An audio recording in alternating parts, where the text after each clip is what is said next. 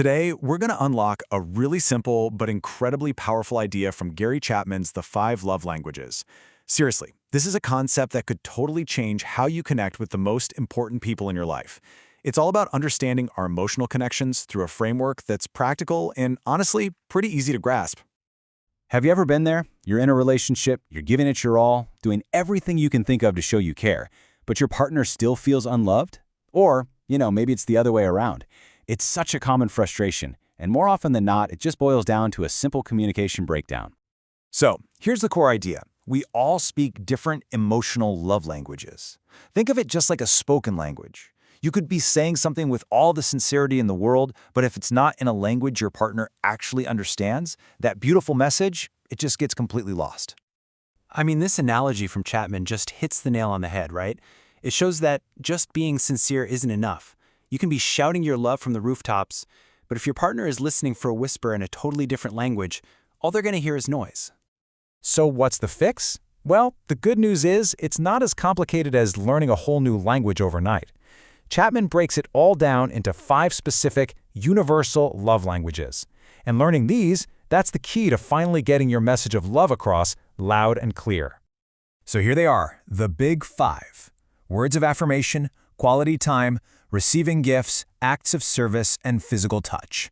According to Chapman, pretty much every way we express and feel emotional love falls into one of these 5 buckets. Okay, now here's the next really important piece of the puzzle. Most of us have one primary love language. It's the one that speaks to us the loudest, the one that fills up our emotional love tank way faster than any of the others. The whole goal here is to figure out yours and, of course, your partner's. So, how do you figure it out? This is where it gets really practical and honestly pretty fun. We're going to walk through 3 simple clues from Chapter 9 of the book that are basically your personal diagnostic tools. Let's start with the first one. Just think back over your relationship for a minute. What's that one thing you find yourself asking for over and over again? Is it more help with chores, maybe more compliments, or just more focused time together? What you might think of as nagging is actually a huge clue to what makes you feel loved. And here's the big insight. These requests that you keep making, they're your way of trying to get love in the language that you understand best. You're not just asking for them to take out the trash. You're really asking, do you love me enough to speak my language? All right, let's move on to our second clue. And this one is really, really insightful. It's not about looking at what you want, but at what hurts you. Our emotional pain can be an incredibly powerful compass pointing to our deepest needs. Think about it. What's the one thing that just cuts you to the core? Is it a harsh, critical comment? A forgotten anniversary? When they seem distant and don't want to be touched? Or maybe it's when they promise they'll help with something and then they just don't. That deep ache is pointing you right to your primary love language. This is the key right here. The opposite of what hurts you the most is probably your love language. So if your spouse's criticism feels like a punch to the gut, your language is almost certainly words of affirmation. If their failure to help out feels like a massive rejection, it's probably acts of service. Your biggest pain reveals your biggest need. And for our third clue, let's flip it around. How do you naturally give love? We almost always default to showing love in the way we'd rather receive it. So if you're the one who's always buying little gifts or you're always initiating a hug, chances are you're expressing love in your own primary language, which may or may not be theirs. Now, Chapman brings up a really common point of confusion here, and he uses the story of a man named Bob to clear it up. See, Bob thought his language was physical touch because of his physical desire for sex.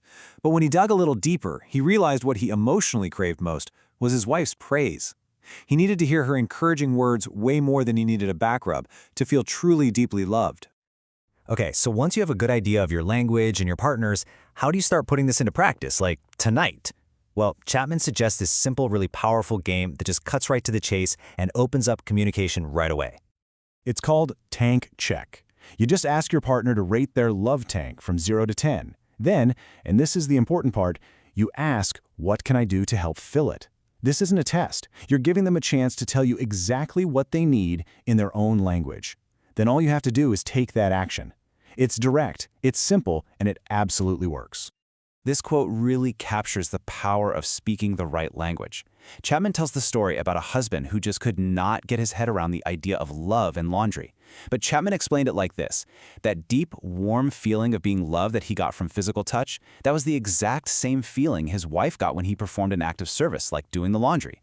When that clicks, it's a total game changer. And this all builds up to what is probably the most empowering message in the whole book. This stuff isn't just about feelings or that initial spark you have. Understanding love languages lets you see that real, lasting love is something you actively choose to build every single day. That intense, can't eat, can't sleep, in love feeling, that's just the intro. According to Chapman, real love, that begins after that feeling fades. It's a conscious choice to put in the energy for the well-being of another person. It's deciding to learn their language and speak it, whether it feels natural to you or not. That is what real love is. So, ultimately, what this all shows is that so many misunderstandings in love don't come from a lack of sincerity, they come from a lack of skill. And now, you have the key. You have a practical guide to speaking a language that your partner can actually hear. So the only question left is, which language will you choose to speak?